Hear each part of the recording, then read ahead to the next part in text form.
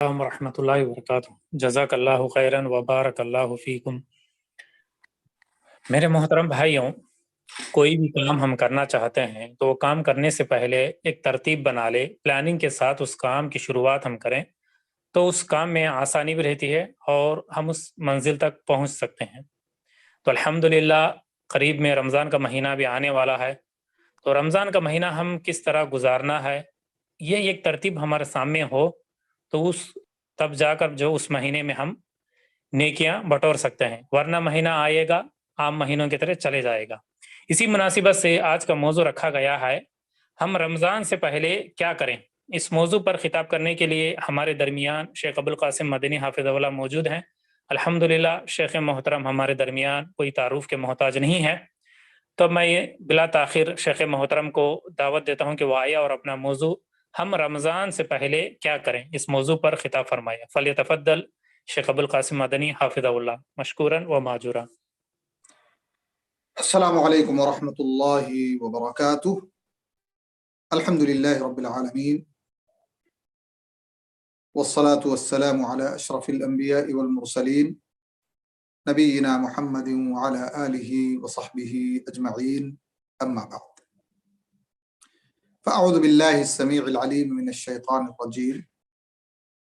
یا ایہا الذین آمنوا اتقوا اللہ ولتنظر نفس ما قدمت لغد واتقوا اللہ ان اللہ خبیر بما تعملون۔ وقال اللہ سبحانہ وتعالی وتوبوا ایہا المؤمنون جميعا لعلکم تفلحون۔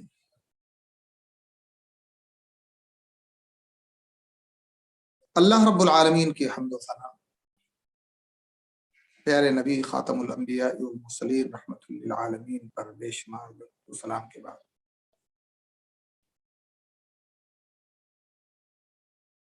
آج کا درس ہم رمضان سے پہلے کیا کریں۔ اکثر خطباء و دعات جب رمضان المبارک کا مہینہ آتا ہے تو مہمان اور میزبان کی تصویر پیش کرتے ہیں۔ رمضان کو مہمان کی کا تصور اور تصویر پیش کرتے ہیں، اور رمضان سے فائدہ اٹھانے والوں کو میزبان رمضان کا کہہ لیجئے تصور کرتے ہیں۔ حالانکہ دنیاوی نقطۂ نظر سے اگر دیکھا جائے تو مہمان جو ہوتا ہے وہ میزبان سے فائدہ اٹھاتا ہے، لیکن یہاں جو ہے میزبان مہمان سے فائدہ اٹھاتا ہے۔ اس نقطۂ نظر سے فرق ہے۔ دنیاوی نقطۂ نظر سے اگر ہم دیکھیں تو ہمارا مہمان جتنا معزز، جتنا مکرم، جتنا عالی قدر ہوتا ہے، ہم اس کے استقبال اور اس کی خدمت اور اس کے مزاج کے مطابق تمام امور کی ترتیبات کرنے کی کوشش کرتے ہیں، اور پھر وہ مہمان ہماری ترتیبات سے فائدہ اٹھاتا ہے، اس کی شان کے مطابق، اس کے مرتبے کے مطابق اور اس کے قدر و منزلت کے مطابق جو ایک میزبان کے دل میں ہوتا ہے اس حساب سے وہ تیاری پا کر کے خوش بھی ہوتا ہے، اسے اچھا بھی لگتا ہے، وہ میزبان کی تعریف بھی کرتا ہے۔ تو ظاہری شکل میں تو ہم میزبان اور مہمان کہہ سکتے ہیں، لیکن باطنی شکل میں اس مہمان کی شان، اس مہمان کا مقام اور اس مہمان کی آمد سے جو خیرات و برکات حاصل ہونی ہے وہ عام دنیاوی محسوس کیے جانے والے مہمان سے الگ ہے۔ لیکن جہاں تک تعلق ہے اس مہمان کے استقبال اور اس مہمان کو ویلکم کہنے کے تعلق سے، تو ظاہر سی بات ہے یہ ایسا مہمان ہے جو اپنی خیرات، اپنی برکات اور اپنی مبارک ساعتیں لے کر کے ہمارے پاس آتا ہے اور ہم اس کے ساتھ پورا مہینہ رہتے ہیں. ہمارے یہاں کوئی مہمان آتا ہے 2 دن 3 دن 4 دن، بہت ہو گئے 10-15 دن، عام طور پہ 2 دن 4 دن ہوتے ہیں، لیکن یہ ایسا مہمان ہے جو پورا مہینہ ہمارے ساتھ رہتا ہے. اور پھر جاتے ہوئے تمام میزبانوں کے لیے اللہ رب العالمین کے انعام کی بشارت دے کے جاتا ہے.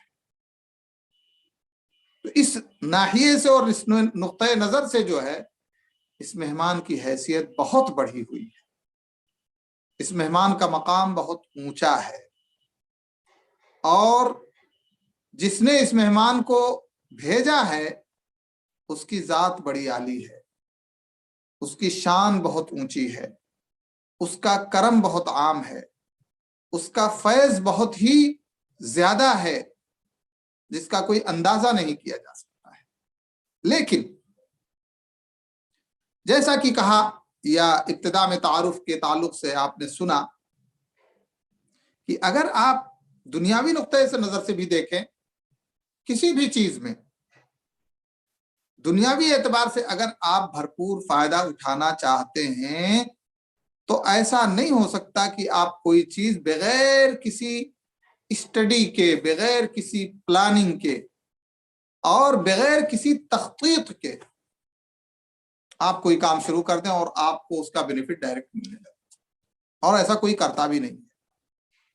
جتنا اہم اور جتنا بڑا کام ہوتا ہے اس کی اتنی ہی گہرائی سے اسٹڈی ہوتی ہے، اور اس کے مثبت اور منفی پہلو، نگیٹو اور پازیٹیو پہلو بھی دیکھے جاتے ہیں کہ اس کے نقصانات سے بچا جائے اور اس کے بھرپور فائدے سے جو ہے آدمی فیضیاب ہو سکے. تو اگر ہم دنیاوی نقطۂ نظر سے کسی بھی لائن میں کچھ کرنا اور کچھ حاصل کرنا چاہتے ہیں تو پھر ہم اس کی اسٹڈی کرتے ہیں، اس کی پلاننگ کرتے ہیں، اس کی پوری تیاری کرتے ہیں، اور نفع اور نقصان کے اعتبار سے ہم اپنے آپ کو بالکل الرٹ کر لیتے ہیں. جہاں نقصانات کے امکان ہوتے ہیں وہاں بہت ہی سیفٹی کا معاملہ کرتے ہیں، اور جہاں منافع اور فوائد کا معاملہ ہوتا ہے وہاں ہم اس لمحے کو، جس لمحے میں ہمیں فائدہ ہونا ہوتا ہے، کسی طرح سے ضائع اور برباد ہونے نہیں دینا چاہتے ہیں. یہ چیز ہماری اس دنیاوی زندگی میں بہت ہی محسوس شکل میں اور بہت ہی نمایاں شکل میں پائی جاتی ہے. لیکن یہ پلاننگ جو ہے یا یہ مہمان جو ہے، یہ اس ٹمپریری مہمان یا اس ٹمپریری فائدے سے ہٹ کر کے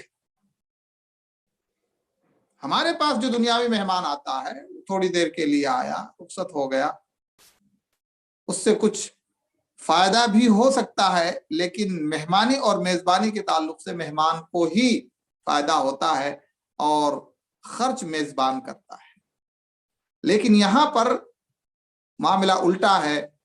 میزبان جتنی محنت کرتا ہے اس مہمان کے استقبال اور اس مہمان کے استقبال کے تقاضوں کو پورا کرنے میں، تو جس نے اس مہمان کو بھیجا ہے وہ پوری فیاضی اور پوری سخاوت کے ساتھ اس میزبان کو اپنے فضل، اپنے کرم، اپنی رحمتوں سے نوازتا ہے.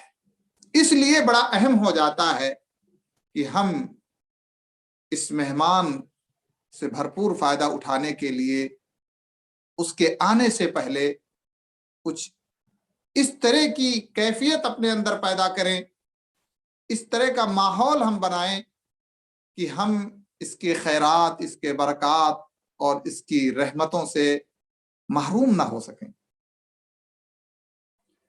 اس تمہید کے بعد 2 اہم پوائنٹ ہیں، بنیادی چیزیں ہیں جو ہمیں اپنے نظر کے سامنے رکھنی ہیں. پہلی چیز یہ ہے کہ 11 مہینے تک ہم دنیا کی ہما ہمی میں مشغول رہے، بھاگ دوڑ میں مشغول رہے، اللہ کی اطاعت بھی ہوتی رہی، اللہ کی فرمانبرداری بھی ہوتی رہی، لیکن دنیا اور دنیا کے فتنوں میں ہم گھرے رہے. اب 11 مہینے کے بعد ان فتنوں کے اندر جو ہمارے اوپر گناہوں کا گرد و غبار اٹا تھا، جو ہمارے اوپر اللہ کی معصیتوں کا خطرناک اثر ہمارے اوپر پایا جاتا تھا، اس کے محاسبے کی ضرورت ہے۔ یا ایھا الذین آمنوا اتقوا اللہ ولتنظر نفس ما، دیکھے کہ اس نے کل کے لیے کیا پیش کیا ہے۔ تو ہمیں دیکھنا ہے، محاسبہ کرنا ہے، اور اس محاسبے کے بعد اللہ رب العالمین کے روبرو اس مہمان کے استقبال میں ہمیں اپنے آپ کو اس طرح سے پیش کرنا ہے کہ ہم گزشتہ اپنی تمام خامیوں اور اپنی تمام کوتاہیوں اور اپنی تمام معصیتوں اور گناہوں سے، خواہ وہ ہمیں یاد ہیں یا نہیں یاد ہیں، اس لیے کہ ہم سے بہت سارے گناہ ہو جاتے ہیں، بھول جاتے ہیں ہم، تو اس لیے ہم کو ایک باریک اور بہت گہرائی کے ساتھ اپنے اس 11 مہینے کی زندگی کا حقوق اللہ کے تعلق سے بھی اور حقوق العباد کے تعلق سے بھی ایک محاسبہ کرنا ہے، ضروری ہے۔ اور اس محاسبے کے بعد ہم میں سے ہر شخص اس نتیجے تک پہنچے گا کہ واقعی ہم سے کوتاہیاں ہوں، واقعی ہم سے غفلتیں ہوں، واقعی ہمیں جیسا کرنا چاہیے ویسا نہیں ہو سکا، ہماری زندگی میں اللہ کی اطاعت، اللہ کی فرما برداری، اللہ کے احکام کی پابندی میں خلل پیدا ہوا ہے، اور وہ خلل پیدا ہوتے ہوتے ایک خطرناک شکل اختیار کر چکا ہے۔ اس لیے ہمارے رب کی ہم سے ناراضگی ہوگی، ہمارا رب ہماری معصیتوں کی وجہ سے، ہمارے گناہوں کی وجہ سے، ہماری کوتاہیوں کی وجہ سے، ہماری نافرمانیوں کی وجہ سے، ہماری لاپرواہیوں کی وجہ سے ناراض ہوگا۔ اب اللہ رب العالمین نے ہمارے لیے ایک بہترین موسم اور ایک بہترین موقع اللہ رب العالمین ہمیں عنایت کرنے والا ہے، تو کیا اس موقع کا استقبال ہم اس شکل میں کریں کہ ہمارا رب ہم سے راضی ہو، ناراض ہو، ہمارا رب ہم سے غیظ و غضب میں ہو؟ ایسا نہیں ہونا چاہیے، بلکہ انصاف کا تقاضا ہے، ایمان کا تقاضا ہے، اور ہمارے رب کی رحمت کا تقاضا ہے کہ جو رب اتنا کریم ہے، اتنا رحیم ہے، اتنا مہربان ہے، اس کے سامنے ہم اپنا حساب کر کے اپنے حساب کو پیش کر دیں اللہ رب العالمین کے سامنے کہ اللہ ہمارے حساب میں تو یہی آ رہا ہے کہ ہم نے تجھے ناراض کیا ہے، ہم نے تجھے اس قدر خوش کرنے کی کوشش نہیں کی جس قدر ہمیں کرنا چاہیے، لیکن تیری رحمتیں، تیرا فضل، تیرا کرم بہت بڑا ہے، اور اب ہم تجھ سے ایک عہد کرتے ہیں، ایک وعدہ کرتے ہیں اس بات کا کہ اب آئندہ کی زندگی میں ہم اس غفلت کا شکار نہیں ہوں گے، اس کوتاہی کا شکار نہیں ہوں گے،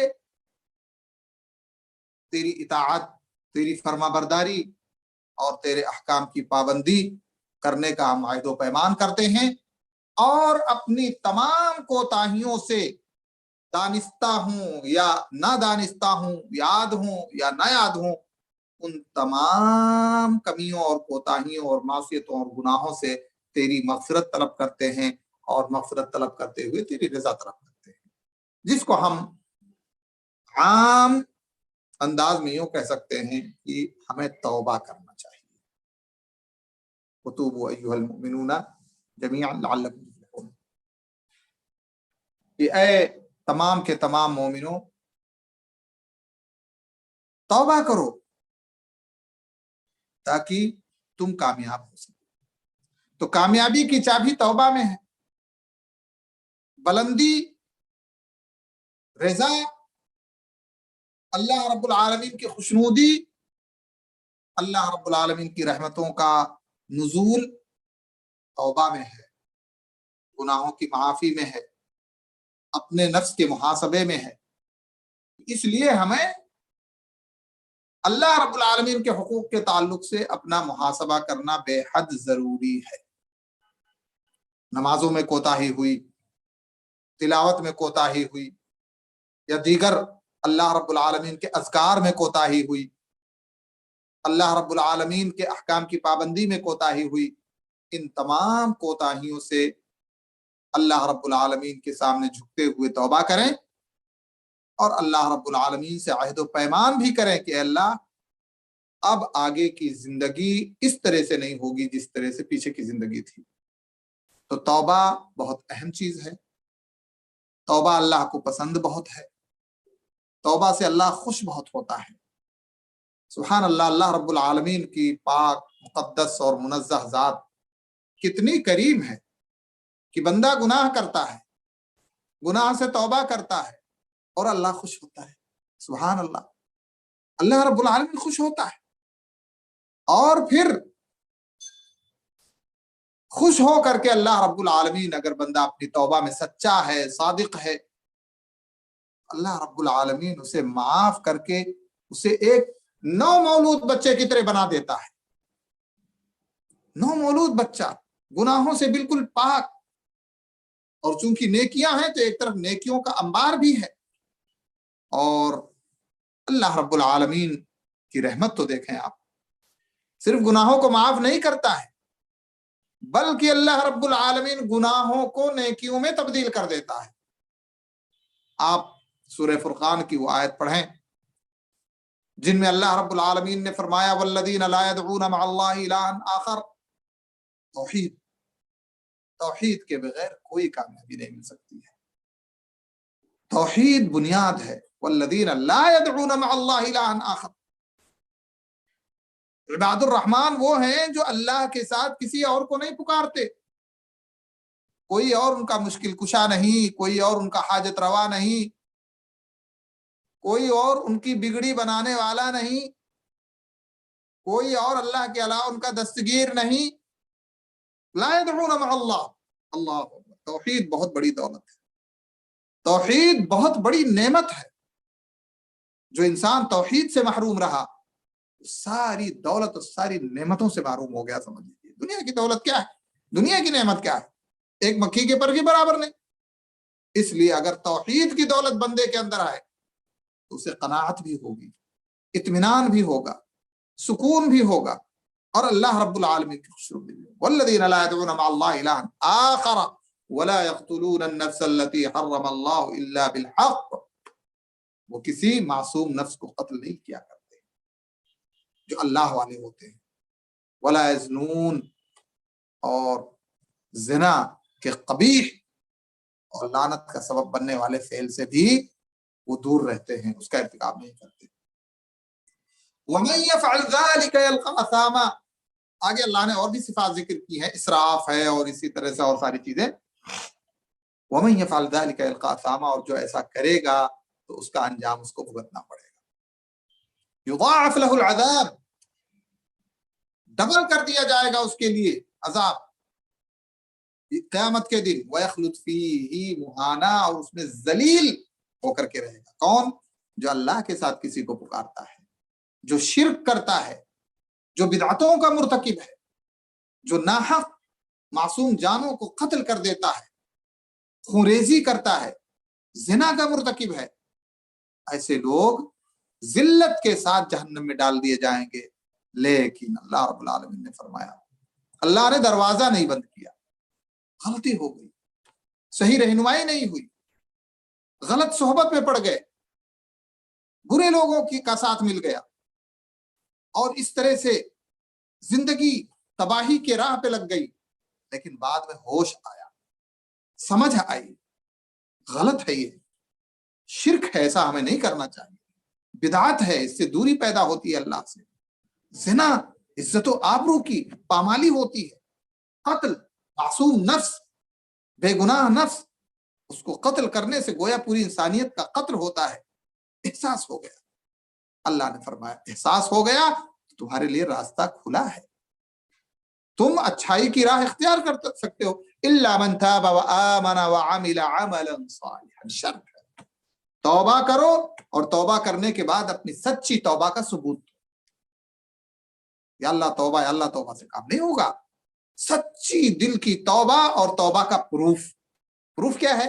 वअमिल अमलन सालिह इल्ला मन ताब व आमन व अमिल अमलन सालिह। नेक अमल करो, तौहीद को अपनी रूह की ग़िज़ा बना डालो, कत्ल और कत्ल के असबाब से लोगों को दूर करने की कोशिश करो, फवाहिश से बचो, यानी इन तमाम चीजों से तौबा करो। इल्ला मन ताब व आमन व अमिल अमलन सालिह फउलाइका युबद्दिलुल्लाहु सय्यिआतिहिम हसनात। सच्चे ताइब के लिए अल्लाह रब्बुल आलमीन उसके गुनाहों को भी नेकी बनाने का वादा किया।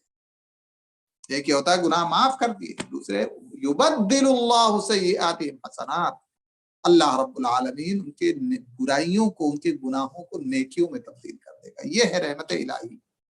तो उस रब की रहमतों को लूटने के लिए अगर हमारा दामन उसकी मासियतों से, उसकी नाफरमानियों से, गुनाहों से लथपथ है, तो हम कैसे उसकी रहमत हासिल कर सकते हैं? इसलिए तकाजा है कि इस मौसम रहमत से फायदा उठाने के लिए हम अपने ऊपर से, अपनी जिंदगी से, अपने दिल से, अपने जिस्म के पूरे वजूद से, जाहिर और बातिन एतबार से गुनाहों की नुहूसत को मिटाएं तौबा के जरिए। और इतनी सच्ची तौबा हो, इतनी सच्ची तौबा हो कि अल्लाह रब्बुल आलमीन को ये अदा इतनी पसंद आ जाए कि गुनाहों को नेकियों में तब्दील कर दे। उलाइका युबद्दिलुल्लाहु व कान अल्लाहु गफूरर रहीमा। अल्लाह रब्बुल आलमीन गफूरुर रहीम है, गुनाहों को माफ करने वाला है और रहमतों वाला है। सिर्फ गुनाह ही नहीं माफ होंगे, ऊपर से रहमत की बारिश भी होगी। दुनिया में क्या है, किसी से कोई झगड़ा हो गया, किसी से कोई लड़ाई हो गई, वो माफ नहीं कर पाता है। रहमत तो अलग की बात है, नवाजिश तो अलग की बात है, माफ नहीं कर पाता। और माफ कर दिया तो फिर आगे से नवाजिश की उम्मीद नहीं होती। लेकिन हमारा रब इतना करीम है, इतना रहीम है कि वो माफ भी करता है और रहमत भी नाजिल करता है। अल्लाह, क्या शान है हमारे रब रहीम की। वकान अल्लाहु गफूर वमन ताब व अमिल सालिहन। अल्लाह ने फिर ताकीद किया, अल्लाह ने ताकीद किया कि सच्ची तौबा का सबूत देना पड़ेगा। और जो तौबा करेगा वो आमिल सालिहन, और नेकी करेगा, नेक राह पे लग जाएगा, फउलाइका वमन ताब व अमिल सालिहन फइन्नहु यतूबु इलल्लाहि मताबा। तो ये सच्चा ताइब है जो अल्लाह से तौबा करता है। तो अल्लाह की, तो कहने का मतलब ये है कि हमें अपने नफ्स का मुहासबा करना फर्ज और जरूरी है। ये इख्तियारी चीज नहीं है, ये फर्ज और जरूरी है अल्लाह की रहमतों से फायदा उठाने और अल्लाह की रहमतों को लूटने और बटोरने का। ये तो हुआ अल्लाह के ताल्लुक से। नमाज में कमी और आम जिंदगी में कमियां, गुनाह, मासियत, जिनका ताल्लुक अल्लाह रब्बुल आलमीन से के हुकूक से, एक चीज हो गई। दूसरी चीज हुकूकुल इबाद। इस दुनिया की जिंदगी में तरह तरह के लोगों से हमारे वास्ते पड़ते हैं, हमारे मामलात होते हैं, घरेलू मसाइल होते हैं, पास पड़ोस के मसाइल होते हैं, खानदान के मसाइल, और बहुत सारे ऐसे हालात आते हैं जिनमें कभी ज्यादती भी हो जाती है, चाहे वो कौली ज्यादती हो, चाहे वो फ़िअली ज्यादती हो। और इंसान बड़ा जो है हवा परस्त इंसान होता है।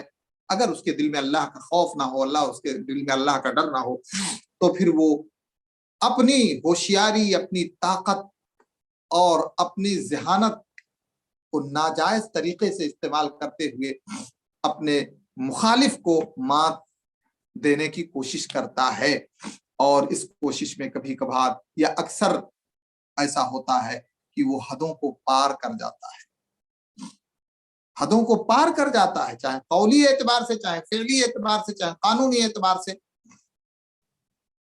जमीन का झगड़ा है, घर का झगड़ा है, आपस में एक दूसरे का झगड़ा है, अना का झगड़ा है, बड़े झगड़े होते हैं। और इसमें आम और खास सब मुब्तला है।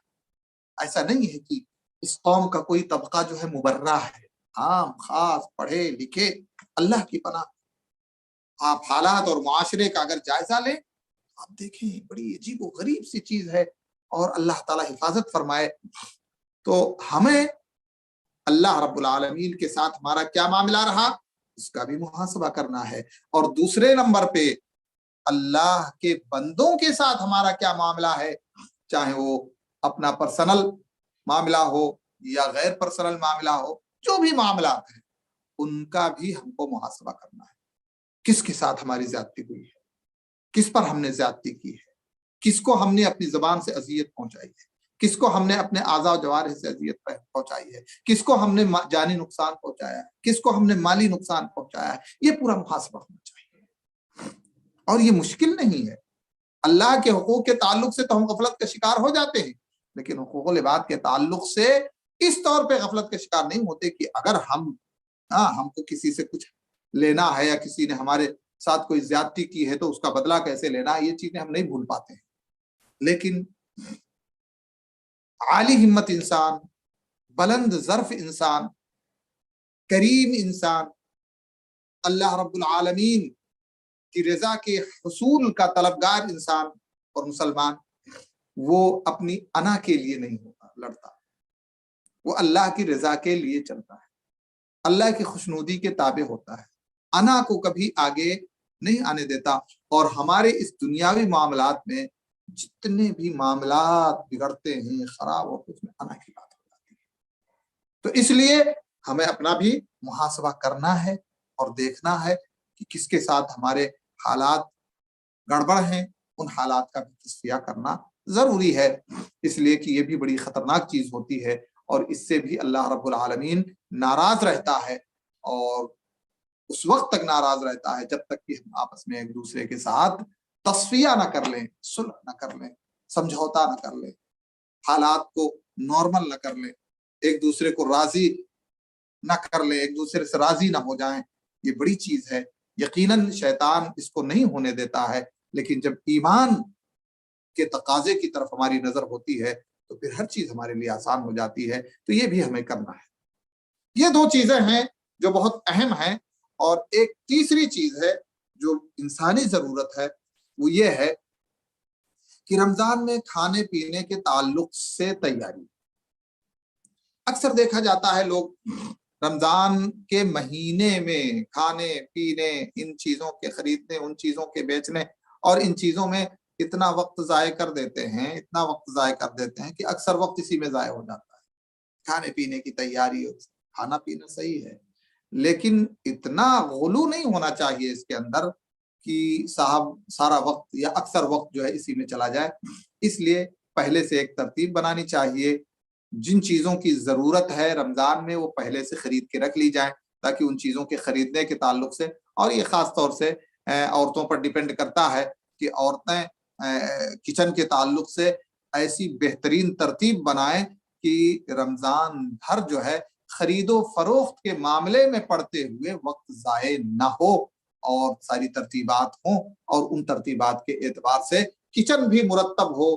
سحری کا معاملہ ہے، افطار کا معاملہ ہے، اور ساری چیزیں آپ دیکھیں ہمارے یہاں جو ہے سحری تیار کرتے کرتے اذان ہو جاتی ہے، عورتیں چولہے پہ بیٹھی رہتی ہیں، حالانکہ سحری کے وقت، افطار کے وقت کی دعا اللہ رب العالمین قبول فرماتا ہے، اور قبولیت دعا کا وقت ہوتا ہے، لیکن دیکھنے میں یہی آتا ہے کہ صاحب دسترخوان لگا ہوا ہے، وہ عورتیں بیچاری جو ہے ابھی اذان ہو رہی ہے وہ چولہے پر افطار کرتی ہیں۔ تو یہ ایک ترتیب بنانی چاہیے، اور اس ترتیب سے اگر ہم اپنی زندگی کو مرتب کرتے ہوئے رمضان المبارک کا استقبال کریں گے تو یقیناً اللہ کے نبی صلی اللہ علیہ وسلم نے جیسا فرمایا ہے کہ اتاکم شہر رمضان شہر مبارک، یہ آ گیا تمہارے پاس رمضان کا مہینہ جو کہ بڑا ہی مبارک مہینہ ہے، اور اس میں بڑی معنویت ہے۔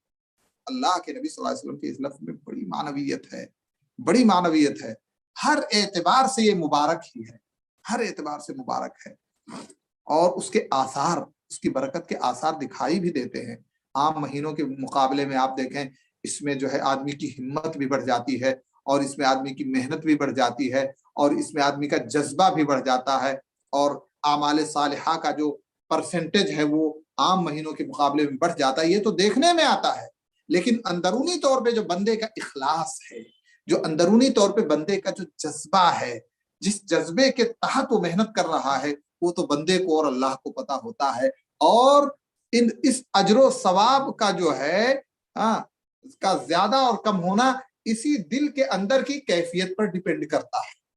ظاہری محنت تو ہے، لیکن اگر دل کی کیفیت میں خلل ہے تو ظاہری محنت کا کوئی فائدہ نہیں ہوتا ہے. تو اس لیے اللہ رب العالمین سے ہماری دعا ہے کہ اللہ رب العالمین ہمیں اس بات کی توفیق دے کہ ہم حقوق اللہ کے تعلق سے اپنا ایک بہترین محاسبہ کریں، اور اس محاسبے کے بعد اللہ کے سامنے ہم نے اپنے آپ کو توبہ اور تائب کی شکل میں ڈال دیں کہ اللہ تیرے سوا کوئی نہیں ہے، اور ہم اپنی گزشتہ تمام زندگی کے تمام کوتاہیوں سے توبہ کرتے ہیں. اس کے بعد اللہ کے بندوں کے تعلق سے بھی جو کمیاں ہیں، جو کوتاہیاں ہیں، ایک دوسرے سے معافی تلافی کر لیں، ایک دوسرے سے محبت کا تقاضا کریں، اور للہ فی اللہ محبت کا ہاتھ بڑھاتے ہوئے اس مہینے کا استقبال اس انداز سے کریں کہ بچھڑے ہوئے دل مل جائیں اور ناراض دل راضی ہو جائیں، دل کی قدورتیں ختم ہو جائیں، اور عورتیں اپنے کچن کی تیاری کر لیں ٹھیک ٹھاک ترتیب وار، تاکہ رمضان مبارک کے مہینے میں اشیاء خوردنی،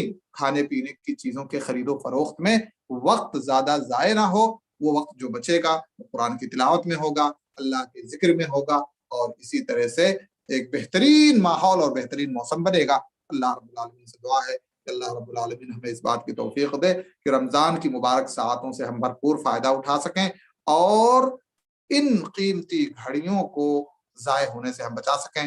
آمین. وآخر دعوانا الحمدللہ رب العالمین، وصلی اللہ علی نبینا محمد وعلی آلہ وصحبہ اجمعین.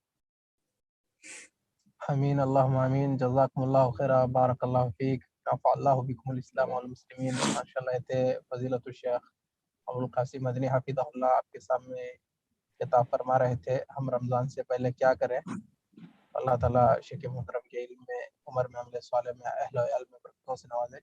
شیخ آمین. اگر اجازت ہے تو کیا تو سوالات لیں گے شیخ؟ دیکھ لیں چند سوالات. اگر کیا تو سوالات ہیں بھائی آپ کے ٹاپک سے ریلیٹڈ، یا کوئی اور سوال ضروری سوال ہے تو ہینڈ ریز کر سکتے ہیں انشاءاللہ. شیخ محترم شیخ سوالوں کے جوابات دیں گے. اگر سوالات نہیں تو درس پر ہی اتفاق کریں.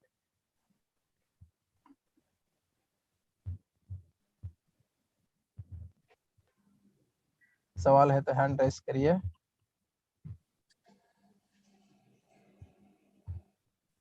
اکبر بھائی اپنے پاس سے انمیوٹ کر کے سوال پوچھ سکتے ہیں. السلام علیکم ورحمۃ اللہ وبرکاتہ. اللہ تعالیٰ وعلیکم السلام ورحمۃ اللہ وبرکاتہ. اہلاً وسہلاً اکبر بھائی. جزاک اللہ خیر. فضیلت الشیخ آپ کیسے ہیں؟ ٹھیک ہیں شیخ؟ اللہ کا کرم ہے. آپ سنائیں کیا حال چال ہے؟ الحمدللہ. جزاک اللہ خیر شیخ، بارک اللہ فیک. میں بہت خوش ہوں. بارک اللہ فیکم جمیعا. وإياكم شیخ وإياك. فضیلت الشیخ، میرا ایک سوال تھا اس موضوع کے بارے میں، کیونکہ بہت سارے لوگ شیخ، یعنی میں جانتا ہوں کہ رمضان جب افطار ہوتا ہے تو کھانا کھاتے ہیں، نماز بھی 1 گھنٹے کے بعد پڑھتے ہیں، یعنی مغرب. کھانا بھر کے کھاتے ہیں اور پھر 1 گھنٹے کے بعد مغرب کی نماز کرتے ہیں. تو کیا مشورہ کر سکتے ہیں ایسے لوگوں کو؟ بارک اللہ فیکم فضیلت الشیخ. دیکھیں، اصل افطار کر کے آدمی کو نماز پڑھ لینی چاہیے.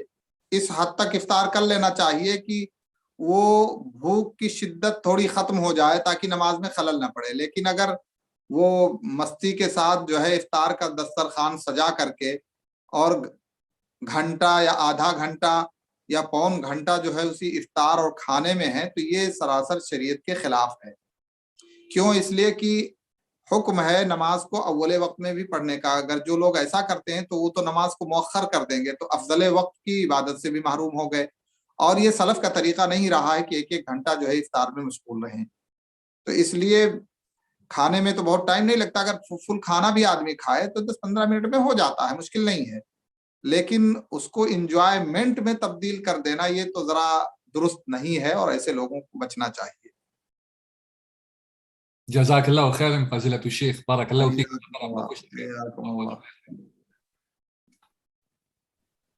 بارک اللہ فیک شیخ.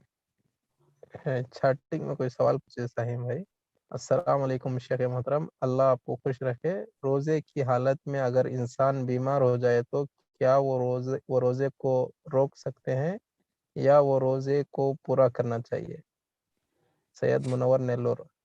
جی جی جی، دیکھیں روزے کی حالت میں اگر آدمی بیمار ہو جائے، ایک تو صحی بیماری ہوتی ہے اور ایک عادتی بیماری ہوتی ہے، اس کو بیماری تو نہیں کہتے، عادت کہتے ہیں، جیسے عورت کا